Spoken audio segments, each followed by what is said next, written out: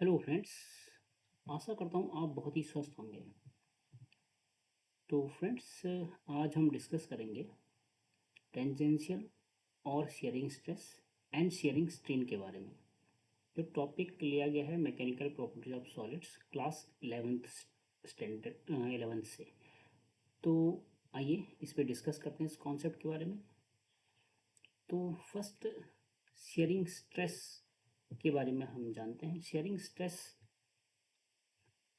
एक, मुझे पेन भी पिक कर लेना चाहिए ताकि मुझे लिखने की ज़रूरत पड़े तो मैं लिख सकूं।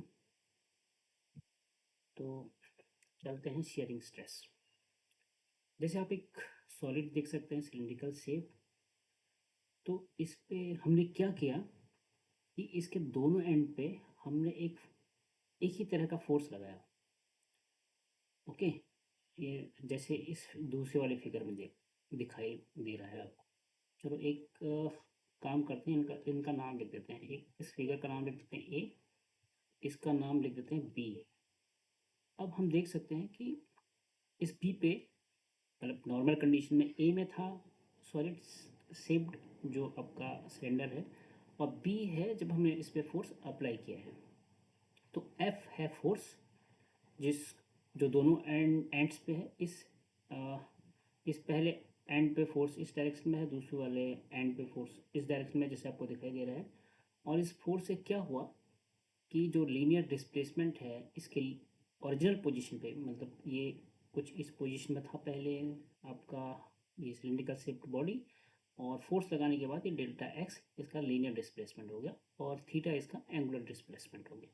इस तरह से ये डिफॉर्म्ड हो गया। अगर हम इस एफ को हटा दें तो इस पर एक रेस्टोरिंग फोर्स काम करेगा। उस रेस्टोरिंग फोर्स को हम कहते हैं शेयरिंग स्ट्रेस, यानी कि वो इसके अपोजिट होगा शेयरिंग स्ट्रेस, बट टेंजेंशियल होगा। और ये फोर्स भी टेंजेंशियल है, राइट। तो उस शेयरिंग स्ट्रेस को हम कैसे कैलकुलेट करते हैं? शेयरिंग स्ट्रेस को हम कैलकुलेट करेंगे। यहाँ पर टेंजेंशियल और शेयरिंग स्ट्रेस दोनों एक ही बात है। तो टेंजेंशियल स्ट्रेस या हम कहें शेयरिंग स्ट्रेस,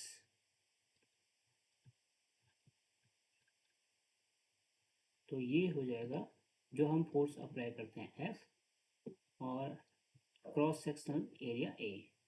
इस सॉलिड का क्रॉस सेक्शनल एरिया होता है ए, क्योंकि ये इस एंड क्रॉस सेक्शनल एरिया के टेंजेंशियल लगा, तो हम इस एरिया को इंक्लूड करते हैं इसको कैलकुलेट करने के लिए।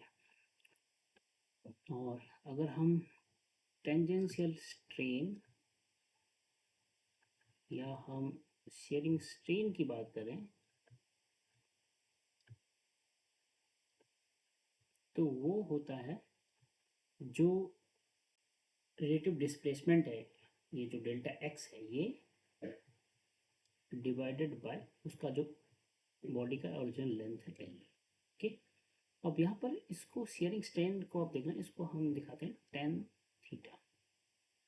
क्यों? जैसे हमने पढ़ा है, पहले भी हम 10th में पढ़ा था कि अगर थीटा है, ये बेस है, ये है इसका परपेंडिकुलर, तो टेन थीटा इक्वल टू होता है परपेंडिकुलर ऑन बेस, राइट।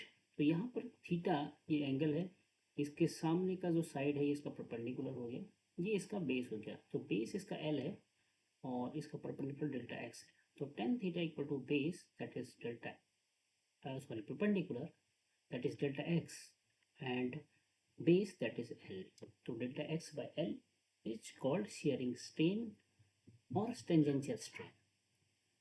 तो ये टेंजेंशियल स्ट्रेस या शेयरिंग स्ट्रेस और टेंजेंशियल स्ट्रेन आपका क्लियर हुआ होगा। तो नेक्स्ट स्लाइड में आई थिंक आपको और थोड़ा ज़्यादा तरीके से समझ में आ गया, बिकॉज मैं इसका कंपेयर कर रहा हूँ नॉर्मल स्ट्रेस के साथ। नॉर्मल स्ट्रेस का मतलब, जैसा कि पहले मैंने टेंसाइल स्ट्रेस और कम कॉम्प्रेसिव स्ट्रेस आपको बताया गया है, नॉर्मल स्ट्रेस वही है। तो यहाँ पे भी पहले फर्स्ट एक काम करते हैं, इसका नाम ए रख लेते हैं, इसका नाम बी रख लेते हैं। नॉर्मल स्ट्रेस क्या होता है कि आपने एक फोर्स को इस तरह लगाया नीचे की तरफ, हम ऊपर की तरफ भी लगा सकते हैं। अगर आप ऊपर की तरफ लगाओगे इस फोर्स को तो ये मान लें कि हम इस बॉडी को स्ट्रेच कर रहे हैं। अगर हम नीचे की तरफ लगाएंगे तो हम ये समझते हैं कि बॉडी को हम कंप्रेस कर रहे हैं। तो दोनों केसेस में इसके डायमेंशन में या इसके लेंथ में कुछ कुछ फ़र्क आएगा। जब हम इसको स्ट्रेच करें या तो थोड़ा सा इसकी लंबाई बढ़ जाएगी, अगर हम इसको कंप्रेस करें थोड़ा घट जाएगी, राइट। तो लेकिन दोनों के केसेस में जो ये एरिया है इसका नाम, इसका क्रॉस सेक्शनल एरिया ए रख लेते हैं। तो इस एरिया के परपेंडिकुलर है दोनों, चाहे इस फोर्स की बात करें कंप्रेस्ड फोर्स की या चाहे इस टेस्ट फोर्स की बात करें, दोनों इस सरफेस के परपेंडिकुलर हैं, यानी कि इसके नॉर्मल हैं, राइट। तो जो रेस्टोरिंग फोर्स होता है वो भी नॉर्मली काम करेगा, ऐसा तो नॉर्मल काम करेगा। तो ये जो नॉर्मल स्ट्रेस है, यानी कि जो ये रेस्टोरिंग फोर्स है, इसकी जो नॉर्मल स्ट्रेस है, तो फॉर्मूला इसका होगा F/A, जैसा मैंने पहले वीडियो में भी बताया था। Okay, it is clear. Normal stress यानी कि वो परपेंडिकुलर होता है। अब हम बात करें शेयरिंग स्ट्रेस की। शेयरिंग स्ट्रेस जिस सरफेस पे हम लगा रहे हैं वो उस सरफेस के टेंजेंशियल होगा। ये फोर्स इस समय टेंजेंशियल है इस एरिया के, और कैलकुलेशन जो होगा वो सेम होगा नॉर्मल स्ट्रेस की तरह, यानी कि जो शेयरिंग स्ट्रेस होगा जैसे मैंने ऊपर बताया था, वो कैलकुलेशन F/A दोनों का सेम होगा।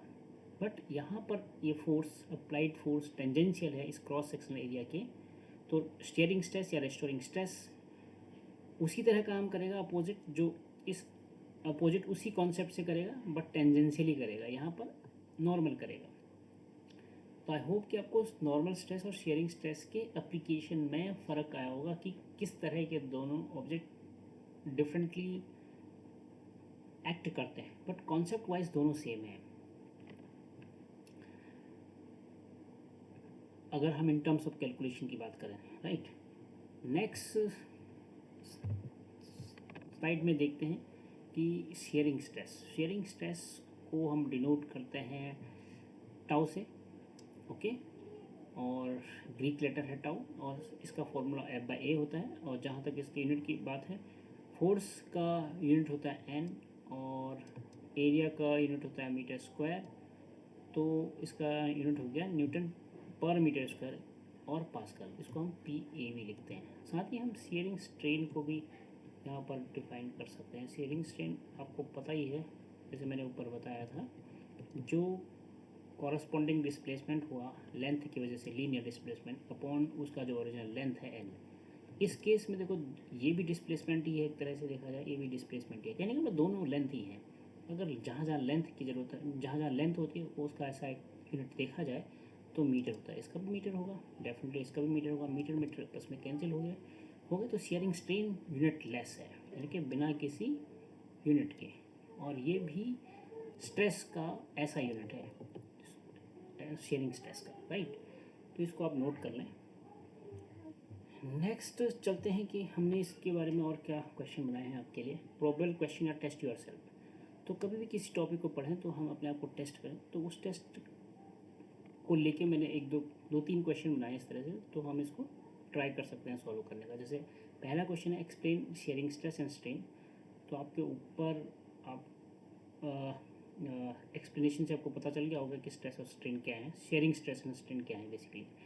Explain difference between normal and sharing strain, तो ये भी आपको पता चल गया होगा जो फिगर मैंने बनाए थे। Calculate the sharing stress and sharing strain below from below figure, तो ये फिगर आप इनको देख लें और इनसे आप दोनों को कैलकुलेट कर सकते हैं, राइट।